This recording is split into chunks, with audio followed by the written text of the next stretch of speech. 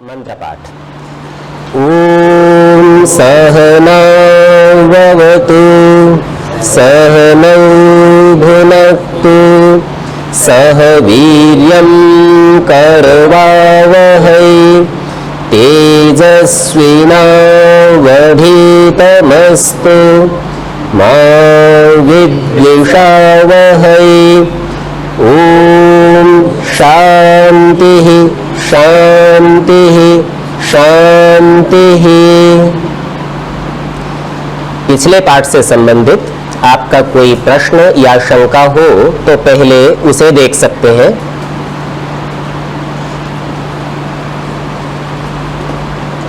हाँ जी, उपस्थित प्रत्यक्ष लोगों में से किसी का कोई प्रश्न या शंका? ठीक है, यदि उपस्थित लोगों के प्रश्न नहीं है तो जो श्रोता ऑनलाइन इस पाठ को सुन रहे हैं, आपका कोई प्रश्न हो तो पहले उसे देख सकते हैं।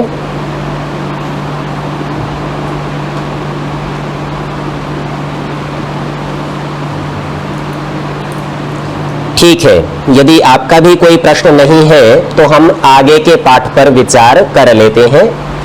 पंच महायज्ञ विधि का स्वाध्याय चल रहा है। पृष्ठ संख्या 4 पर हम पढ़ रहे थे, विधियों को सीख रहे हैं। गायत्री मंत्र के साथ शिखा बंधन, इस प्रक्रिया को देख लिया था। और आचमन मंत्र जिसमें ओम शन्नो देवी, इस मंत्र की चर्चा है। और इस मंत्र के द्वारा 3 आचमन करने हैं। मंत्र एक ही बार बोला जाएगा, आचमन 3 बार किए जाएंगे। सो इसका विधान यहाँ कह रहे हैं कि इस मंत्र में आपः शब्द जो सामान्य तौर पर जल का वाचक होता है, इस मंत्र में परमेश्वर का वाचक है। और उसका प्रमाण भी यहाँ साथ ही उपस्थित करेंगे कि कैसे आप शब्द से परमेश्वर का ग्रहण किया है। तो यहाँ हमने देखा था आपरि व्याप्तौ, यह धातु थी। इस धातु से अप शब्द को सिद्ध किया था। यह अप शब्द नियत स्त्रीलिंग और बहुवचनांत, अर्थात सदा स्त्रीलिंग में रहने वाला और बहुवचन को कहने वाला है। और आप नाम परमेश्वर का है तो परमेश्वर का वाचक स्त्रीलिंग शब्द यहाँ पर प्रदर्शित किया है। दिवु शब्द क्रीड़ा आदि अर्थों में 110 अर्थों की चर्चा की थी। उससे बनने वाला देवी शब्द, यह भी पुनः एक स्त्रीलिंग वाची शब्द है और परमेश्वर को ही कहने वाला है। परमेश्वर कैसा? तो बनाया सर्व प्रकाशकः, सबका प्रकाशक। सर्व आनंद प्रदः, सबको आनंद देने वाला। सर्व व्यापक ईश्वर, जो सब और उपस्थित है, इस प्रकार का ईश्वर। तो इसकी चर्चा हमने थोड़ी देखी थी कि प्रकाश का संबंध ज्ञान से लगाया था। प्रकाश से आनंद अर्थात ज्ञान से आनंद होता है, और वह आनंद देने वाला सब और उपस्थित है, अर्थात सभी स्थलों पर जहां आप ईश्वर का विचार करेंगे, ईश्वर से ज्ञान प्राप्त करेंगे, उन प्रत्येक स्थल पर आपको आनंद होगा। तो यह चर्चा हमने की थी। अब यह आनंद ईश्वर से किस हेतु से चाहिए अथवा किन पदार्थों से होता है, तो उसका कथन करते हैं। अभीष्टये इष्ट आनंद प्राप्तये। इष्ट अर्थात इच्छित, आनंद यानी सुख, प्राप्तये प्राप्ति के लिए। तो जो हमारा इच्छित सुख है, केवल ऐसा नहीं कि हमें द्रव्य तो मिल जाए, ये हमारा इच्छित द्रव्य था, पर यदि हम उसका उपयोग ही ना कर पाए, हमारे पास ये जानकारी ही ना हो कि द्रव्य का करना क्या है, तो हम उससे आनंद नहीं ले पाएंगे। हमने एक दृष्टांत में देखा था, हमारे पास बहुत अच्छी गाड़ी उपस्थित है यात्रा के लिए, पर अपने को चलानी नहीं आती, तो हम उस गाड़ी से कोई आनंद नहीं ले सकते। तो इसी की संगति ऊपर की पंक्ति में थी, वहां कहा था कि परमेश्वर प्रकाश अर्थात ज्ञान का देने वाला, और उस ज्ञान से अपने को आनंद होता है। तो अभीष्टये अर्थात इष्ट आनंद की प्राप्ति के लिए। पीतये पूर्ण आनंद भोगेन तृप्तये, उस आनंद के पदार्थ का उपभोग करने से अपने को संतुष्टि भी होनी चाहिए।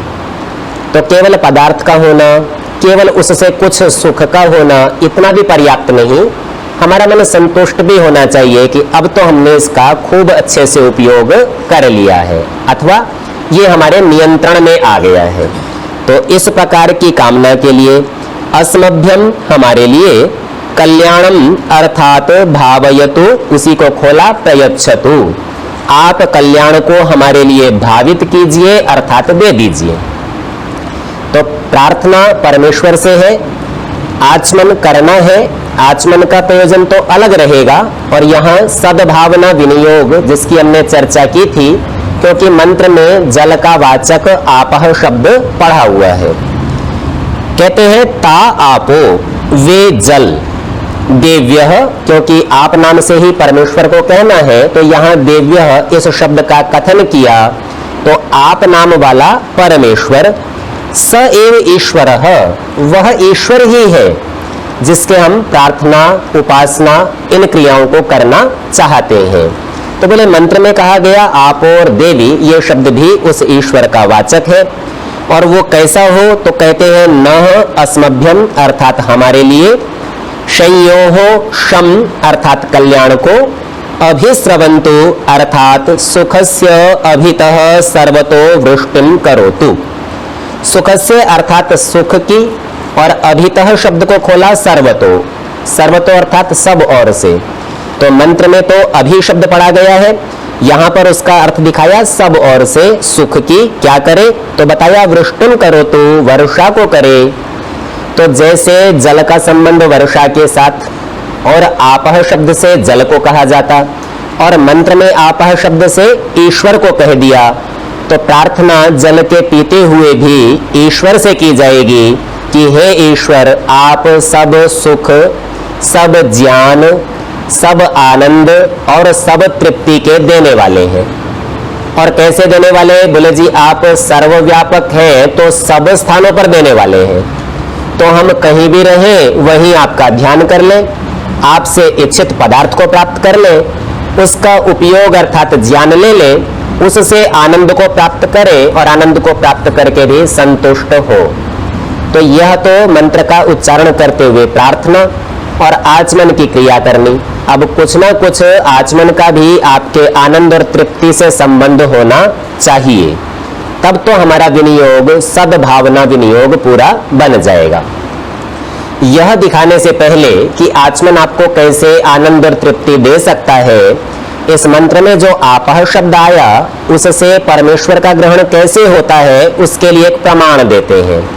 तो यहाँ अथर्व वेद का प्रमाण दिया, अपशब्देन ईश्वरस्य ग्रहणम, अपशब्द के द्वारा ईश्वर का ग्रहण है। अत्र प्रमाणम, इसमें प्रमाण दे रहे हैं। अथर्ववेद के 10वें कांड के 7वें सूक्त का यह 10वां मंत्र है। यत्र लोकांश्च कोशांश्च आपो ब्रह्म जना विदुः, असच्च यत्र सच्च अंतः स्कंभम तम ब्रूहि कतमः स्विद एव सह। तो यत्र का अर्थ है जिसमें, किसी स्थान का कथन कर रहे हैं, किसी चीज के अंदर। लोकांश्च सब लोक, लोकांतर वो सब है। कोशांश्च, कोश कहते हैं कारण को, खजाने को, मुख्य आधार को जिससे कोई चीज बनती है। तो बोले उसके अंदर बने हुए लोक अर्थात कार्य जगत है, कोश अर्थात कारण जगत है, यानी सत्व रज तम रूप प्रकृति भी उसी में है। आपो, उसका नाम आपह है।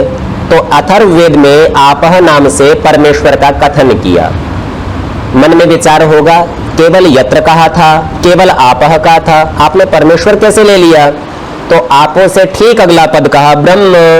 अब कोई संशय नहीं रहेगा कि ब्रह्म नाम उस आपह का, उस परमेश्वर का है, और उसी से ही आपह शब्द को अथर्ववेद में कहा। तो साक्षात कह दिया आपह किम, आप क्या है? बोले ब्रह्म, आप नाम ब्रह्म का है अर्थात परमेश्वर का है। जना विदुहु, सभी विद्वान लोग इस बात को जानते हैं।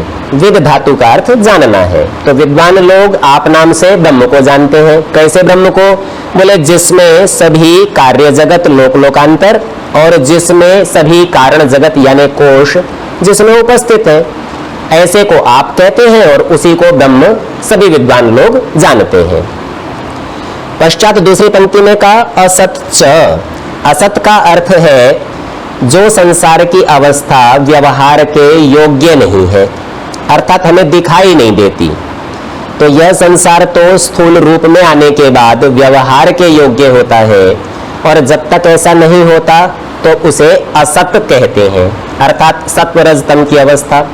अथवा उससे भी थोड़ा आगे बढ़े तो तीनों को मिलकर एक अवस्था, एक पिंड जैसा बनता है, जिसका नाम हमने विराट पढ़ा था। ये शब्द असत नाम वाला हमने नासदीय सूक्त में भी देखा था। वहां मंत्र का प्रारंभ किया था ना सदासीत नो सदासीत। तो न असत आसीत, असत नहीं था। वह असत क्या नहीं था? तो बोले वो जो कारण जगत है ना, वह व्यवहार के योग्य नहीं था। तो ऐसा बताने के लिए वहां कहा था। तो सत्वरज तम से हम साक्षात व्यवहार नहीं करते, वह एक विशेष अवस्था को, स्थूल रूप को प्राप्त होता है, तब हम उसको पकड़ते और उससे व्यवहार कर पाते हैं। तो उसी की चर्चा है असत च यत्र, वह अव्यवहार्य अदृश्य रूप जगत जिसमें, और सत च और कार्य रूप जगत जिसका हम व्यवहार करते हैं वो भी उसी में, अंतः उसके अंदर है। तो किसके अंदर है? तो प्रथम पंक्ति में कहा था आपह ब्रह्म, उस आप के, उस जल के अंदर है जिसका नाम ब्रह्म अर्थात परमेश्वर है, अर्थात आप नाम से परमेश्वर को कहना है। स्कंभम तम ब्रूहि, स्कंभ कहते हैं खंबे को, पिलर को, जिसके ऊपर आप किसी चीज को टिकाते हैं। तो कुल मिलाकर परमेश्वर वो खंबा है जिस पर यह संसार टिका हुआ है। तो ऐसी कल्पना नहीं करनी कि परमेश्वर सचमुच खंबे की आकृति का लंबा सा गोल ऐसा होगा, ऐसा नहीं। यहां स्तंभ कहने से तात्पर्य आधार से कि परमेश्वर के बिना इस संसार का अस्तित्व संभव नहीं है। कारण रूप से कार्य रूप में वह परमेश्वर इसे परिवर्तित करता है। तो ऐसा जो स्तंभ है तम ब्रूहि, उसको आप बोलिए। कैसा? बोले कतमः स्वेद एव सह, कतम अर्थात कौन सा, स्वित निश्चय से एव ही, सह माने वह। तो वह कौन सा देव है, इस बात को आप निश्चय से कहिए। तो इसी मंत्र के अंदर प्रश्न है और इसी मंत्र में उत्तर है। उत्तर प्रथम पंक्ति में ही दे दिया था कि आप ब्रह्म नाम वाला परमेश्वर, यत्र अंतः जिसके अंदर असत भी है, सत भी है, लोक भी है, कोश भी है। तो जब पूछा कि वह परमेश्वर कौन सा, तो उत्तर दिया वो आप नाम वाला परमेश्वर है। तो उसके अंदर ये सारा संसार है। यहाँ प्रकरण में अपने को इस मंत्र से विशेष प्रयोजन नहीं है, अपने को केवल इतना प्रयोजन है कि मंत्र में आप नाम से परमेश्वर का कथन किया गया है।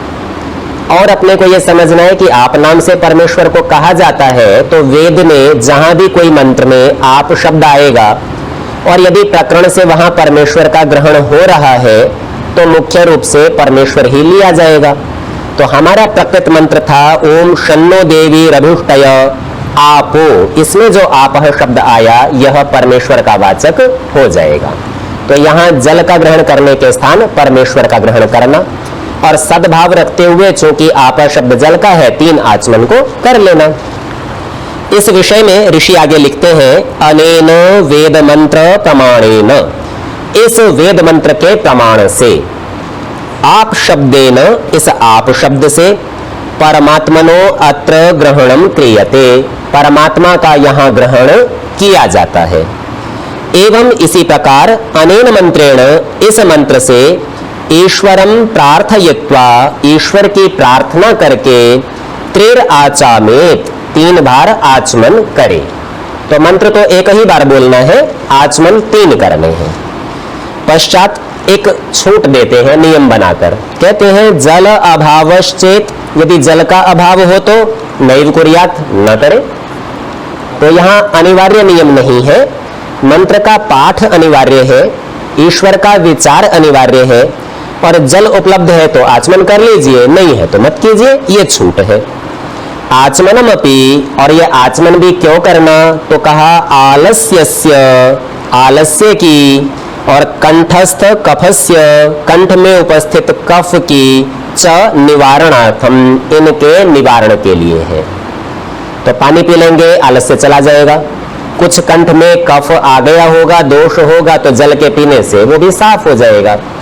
थोड़ा सा एक मानसिक विचार कैसा रहता है, हम कफ को, पित्त को दोष समझते हैं। दोष अर्थात बुरी बात। तो हम क्या सोचते हैं, देखो जी परमेश्वर की स्तुति करनी है, परमेश्वर के लिए बढ़िया बढ़िया वेद के वाक्य बोलने हैं, तो ऐसे में साफ सुथरे गले से बोल ले। कफ और पित्त के दोष से युक्त होकर, गंदा होकर क्यों बोले। और इसी बात को आपको ध्यान होगा मनुस्मृति के श्लोक से, अभी पिछले ही प्रकरण में वहां दर्शाया था। वहां कैसे कहा था, मनः सत्येन शुद्ध्यति, मन को सत्य से शुद्ध करना। तो परमेश्वर की उपासना यदि बहुत अच्छी चीज से करनी है तो पहले मन में भी सत्य विचार को ले आइए। अदभिर गात्राणि शुद्ध्यन्ति, जल से शरीर को धो लीजिए। और तपो भूताभ्याम, तप से, विद्या से स्वयं की शुद्धि करनी है। और बुद्धिर ज्ञानेन शुद्ध्यति, तो बुद्धि से, बुद्धि को ज्ञान से शुद्ध करना। ऐसे सब प्रकार की शुद्धि करके ही सबसे बढ़िया व्यक्ति की आपको स्तुति करनी, सबसे बढ़िया वाक्यों से करनी। तो ऐसे में बाहर का तो हो गया और कुछ सूक्ष्म तत्वों का भी हो गया, पर अंदर का शरीर रह गया ना, तो उसके लिए यहां पर एक प्रक्रिया डाल दी कि थोड़ा आचमन कर लीजिए। अब इसका ये मतलब नहीं है कि हम जल लेकर संध्या में बैठे नहीं और फिर कहते देखो जी जल नहीं था इसलिए छूट थी। तो इसके स्थान पर तत्परता से जल लेकर बैठना चाहिए, 3 बार आचमन करना चाहिए, पश्चात आगे की क्रिया करनी चाहिए। हाँ, विवशता है, आप यात्रा में है, किसी ऐसे स्थान पर है जहां जल नहीं है, तब आपको उसकी छूट दी गई है। अथवा जल तो अवश्य लेना ही है, केवल विशेष परिस्थिति में ही छोड़ना है, यह सामान्य नियम यहां बन जाएगा। अब इसी बात को आगे हिंदी में स्पष्ट करके समझाते हैं, उसे हम शीघ्रता से देख लेते हैं। कहते हैं अब आचमन करने का मंत्र लिखते हैं, ओम शन्नो देवी इत्यादि। इसका अर्थ यह है कि आपलरी व्याप्तौ इस धातु से अप शब्द सिद्ध होता है, वह सदा स्त्रीलिंग और बहुवचनांत है। दिवु शब्द अर्थात जिसके क्रीड़ा आदि अर्थ है, उससे देवी शब्द सिद्ध होता है। देवी आपह सबका प्रकाशक, सबको आनंद देने वाला और सर्वव्यापक ईश्वर। तो ये आपह शब्द के अर्थ, देवी शब्द के अर्थों को सबको खोल दिया। अभीष्टये मनोवांछित आनंद के लिए और पीतये पूर्णानंद की प्राप्ति के लिए अर्थात तृप्ति के लिए। नह माने हमको, शम कल्याणकारी भवन्तु हो अर्थात हमारा कल्याण करे। ता आपो देव्य, वही परमेश्वर नह हम पर शय्यो हो सुख की अभिस्रवंतु सर्वथा वृष्टि करे। सर्वथा का तात्पर्य सब प्रकार से। तो वह वृष्टि हमको शारीरिक सुख दे अर्थात बहुत अच्छा आरोग्य दे, बल दे। वह सुख और किस प्रकार का, मानसिक, हमको बहुत अच्छा ज्ञान दे, बुद्धि दे, एकाग्रता दे, मानसिक बल दे। और वह सामाजिक सुख भी संभव है अर्थात हमारा संगठन बड़ा मजबूत हो, हम लोगों का विचार ही एक बन जाए, हम एक ही बात को मानने, जानने और कहने वाले बन जाए और एक ही क्रिया में सब तत्पर होकर लग जाए। तो यह सारी बात यहाँ पर सुख जो सब प्रकार से प्राप्त करना है, और ऐसा नहीं कि थोड़ा बहुत दे, वृष्टि करे, बरसा दे, इतना दे कि बहुत अधिक अपने को वह सुख और कल्याण प्राप्त करावे।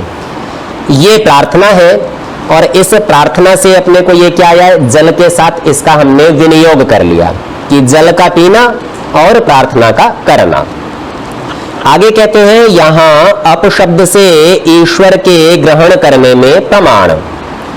अब जो बात यह संस्कृत में अथर्ववेद के मंत्र से दर्शाई थी उसी बात को खोलकर ऋषि समझाते हैं, जिसमें सब लोक लोकांतर अर्थात सब जगत का कारण रूप खजाना, जिसमें असत अदृश्य रूप आकाश आदि। अब यह एक प्रश्न मन में उठेगा कि आकाश तो जब बन जाता है तब भी अदृश्य ही रहता है, फिर ये विशेषण क्यों लगाया। तो यहाँ अदृश्य का तात्पर्य अव्यवहार्य स्थिति अर्थात पंच महाभूतों के बनने से पहले जो अवकाश रूप स्थान है ना, जिसमें सब चीजें ठहरी हुई हैं, उसको ही यहाँ आकाश नाम से कहा और उसका विशेषण लगाया अदृश्य रूप। तो जो विराट अवस्था है, सत्वरज तम का मिलकर एक पिंड बना हुआ है, उस पिंड का नाम ही यहाँ पर अदृश्य रूप आकाश है। उसी में ही वे सब पदार्थ ठहरे हुए हैं। और सत स्थूल प्रकृति आदि सब पदार्थ स्थित हैं, उसी का नाम अप है। अप कहिए अथवा आप कहिए, इनसे तात्पर्य एक ही पदार्थ से है। दोनों का अर्थ जल है और यहां मंत्र में दोनों का अर्थ परमेश्वर है।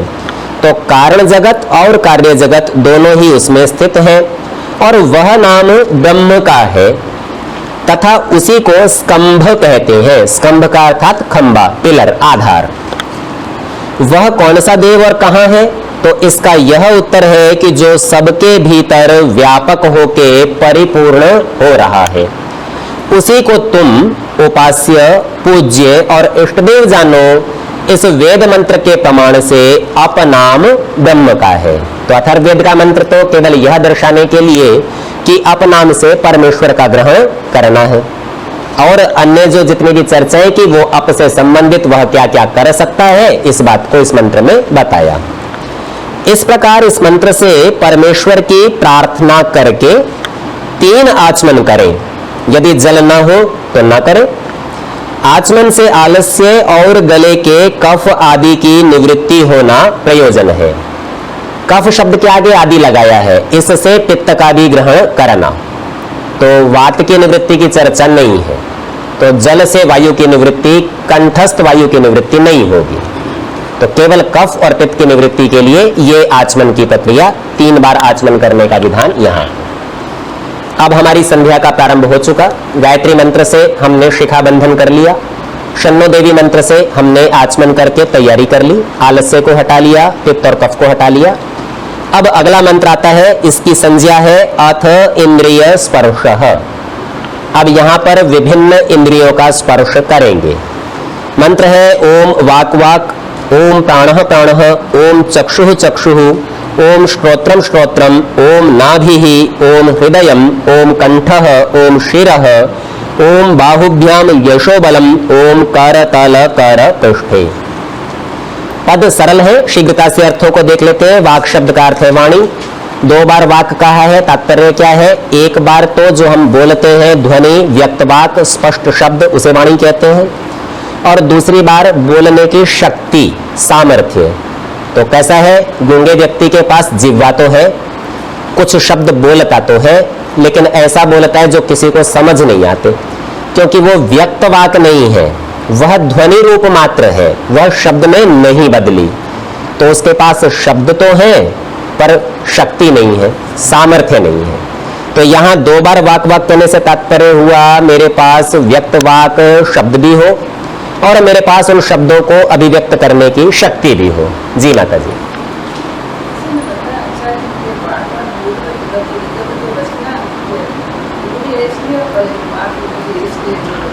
ठीक है, माता जी का कुछ संकेत आया, बोले जी 2 वाक से एक बार तो जिह्वा की रचना यानी शरीर रचना की चर्चा कर लें और एक बार शरीर क्रिया की कर लें। तो माता जी हमारे वाक्यों में और आपके में कोई भेद नहीं है। जिह्वा का होना सब में संभव है, जैसे गूंगे में भी संभव है। अब उसका वाक वाक कैसे बनेगा? बनावट का होना आपके हाथ में नहीं है, आपके नियंत्रण में नहीं है, और बनावट तो परमेश्वर ने पहले से तय करके भेज दी। अब बनी हुई जीभ को हम फिर कहें कि जी फिर से बना दीजिए, फिर रचना कीजिए, तो ये बात उतनी संगत नहीं होगी। इसके स्थान पर जिह्वा से की जाने वाली क्रिया की स्पष्टता और क्रिया करने का सामर्थ्य, यह बात अधिक संगत लगेगी। ये बात ठीक है कि 2 बार कहने से 2 का ग्रहण करना, पर रचना और क्रिया का करना क्या? रचना के लिए प्रार्थना तब की जा सकती है कि हमारे पास हो नहीं, हम बनाना चाहते हैं, तब तो वो प्रार्थना युक्त होगी कि ठीक है जी आपके पास है नहीं, आप प्रयत्न कर रहे हैं। पर हमारे पास कोई चीज है और फिर हम उसके लिए प्रार्थना कर रहे हैं, तो आप क्या कहेंगे? बोले जी इसकी सुरक्षा के लिए कर सकते हैं। तो उसकी सुरक्षा क्या, अर्थात शक्ति का होना, तो वह तो दूसरे वाक से हमने ग्रहण कर लिया। तो पहले वाक से हम स्पष्ट वाणी का, स्पष्ट ज्ञान का, व्यक्त वाक का होना, इसके लिए हम प्रयत्न करना और प्रार्थना करना समझते हैं। ठीक है। ठीक इसी प्रकार से जब प्राणः प्राणः को कहते हैं तो प्राण शब्द का संबंध हम नासिका से लेते हैं, और नासिका में एक तो प्राणवायु जो श्वास का लेना और छोड़ना है, और दूसरा एक और गुण होता है, उसे आप कहते हैं गंध। आप खुशबू का, दुर्गंध का, इनका अनुभव करते हैं। तो इन दोनों के ग्रहण की दृष्टि से 2 बार प्राणः प्राणः कह दिया। गंध का कितना महत्व है इसको आप ऐसे समझिए, आपने व्यक्तिगत जीवन में अनुभव किया होगा। यदि आप किसी दुर्गंध के क्षेत्र में से निकले तो आपकी त्वरित प्रक्रिया होती है, आप अपनी नाक को बंद करना चाहते हैं, संकोच करना चाहते हैं। अच्छा, रोचक बात ये तो बाहर की क्रिया है, अपने को दिख जाती है, लेकिन दुर्गंध के क्षेत्र में जाने से हमारा मस्तिष्क भी संकुचित हो जाता है। संकुचित अर्थात अपनी क्रियाओं को कुछ काल के लिए रोक लेता है, नहीं करता, सजग नहीं रह पाता, आनंदित और उल्लास से भरा हुआ नहीं रहता। तो हमने क्या जाना कि दुर्गंध के क्षेत्र में रहने से मस्तिष्क अपनी सभी क्रियाओं को पूरे सामर्थ्य से नहीं कर सकता। इसके स्थान पर यदि सुगंध का वातावरण हो, तो जैसे गुलाब का फूल खिला हुआ हो, तो हम उसके निकट जाते हैं और लंबा गहरा श्वास ही ले लेते हैं, बहुत अच्छी खुशबू आ रही है।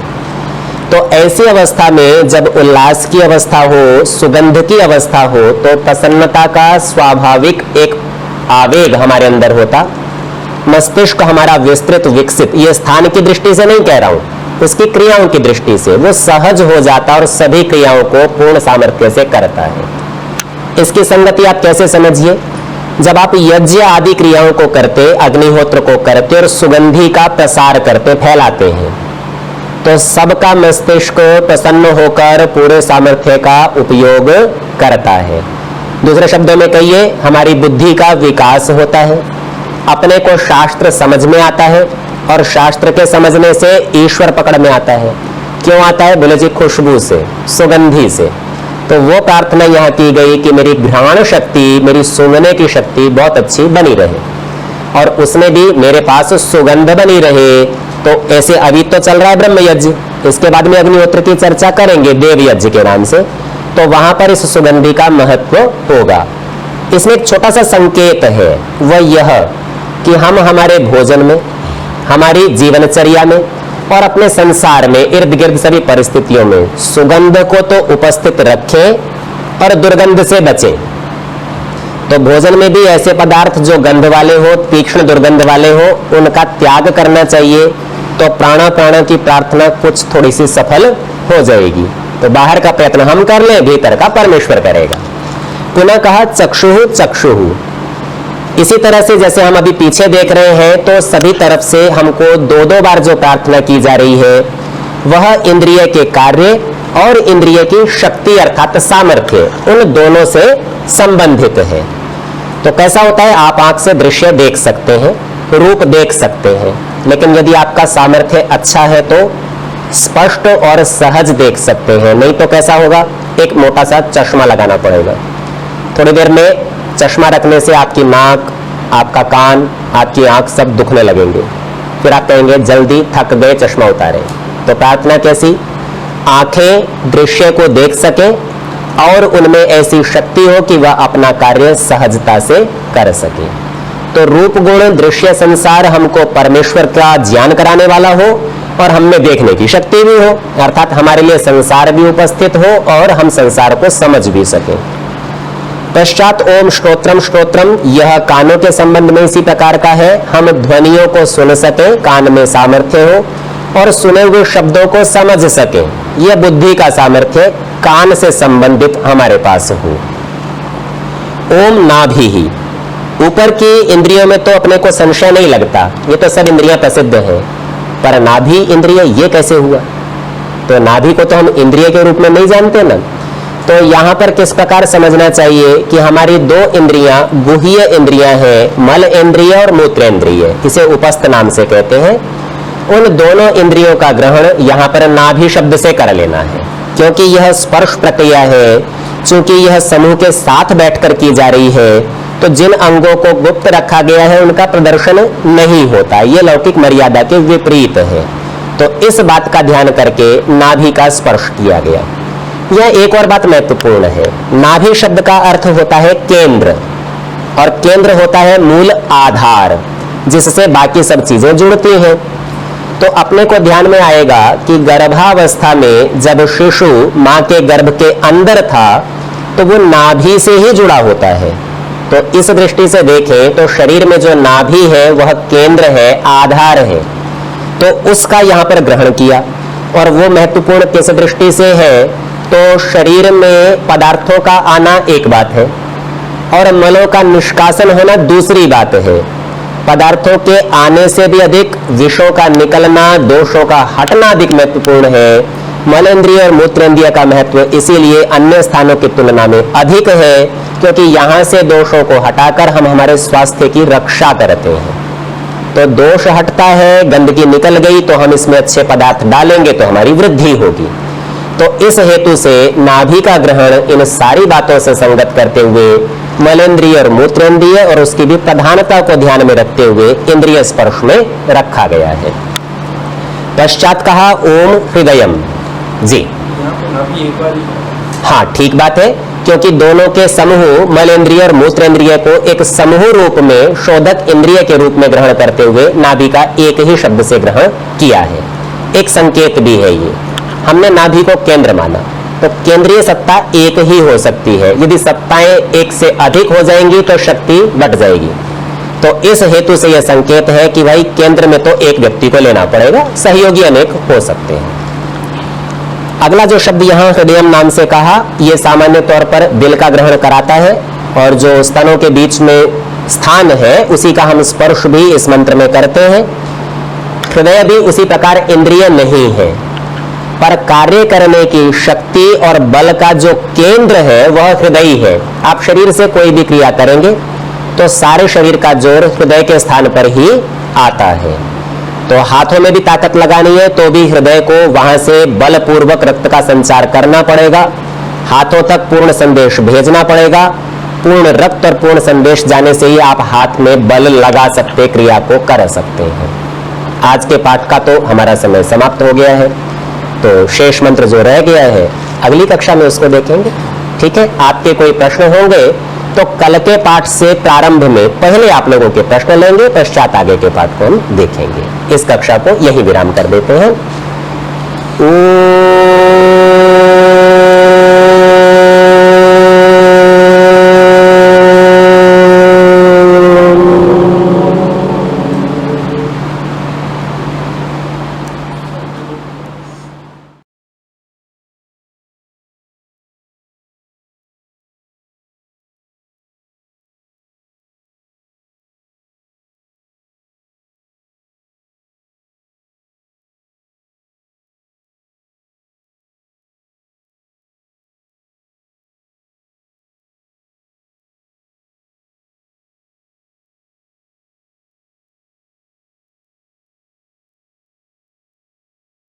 सामर्थ्य हमारे पास हो और उपभोग से हमको आनंद भी आए, तो ये दोनों चीजें मिलाकर पूर्णता को बताती हैं। तो ऐसी पूर्णता है परमेश्वर आप हमें दे दीजिए, ये हमारी प्रार्थना है। आज के पाठ का समय समाप्त होता है। मंत्र के शेष अंशों की चर्चा अब अगले सप्ताह में करेंगे।